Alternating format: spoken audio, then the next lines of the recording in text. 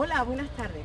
Estamos en pleno Parque de María Luisa de Sevilla, junto a un árbol con unas raíces milenarias maravillosas.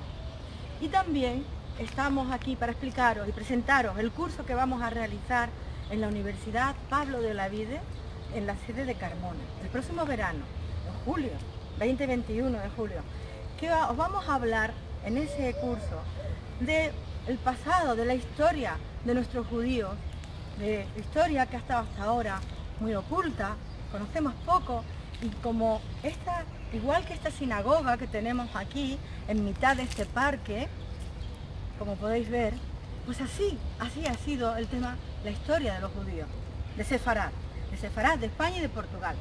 Y vamos también a hablaros no solamente de la historia, os vamos a contar sobre la lengua que se llevaron, el judío español o el ladino, ese castellano antiguo, enriquecido luego. Os vamos a cantar canciones sefardíes y vamos a entender cómo era la cultura y la forma de vida de nuestros judíos en la época medieval. Y luego vamos también a entender qué es lo que ha pasado con estos judíos que se fueron a lo largo de todo el mundo, los judíos internacionales, viniendo de España y enriquecidos por las culturas del Mediterráneo, donde se tuvieron que asentar. Os animamos a que nos acompañéis y descubráis con nosotros nuestro maravilloso legado judío.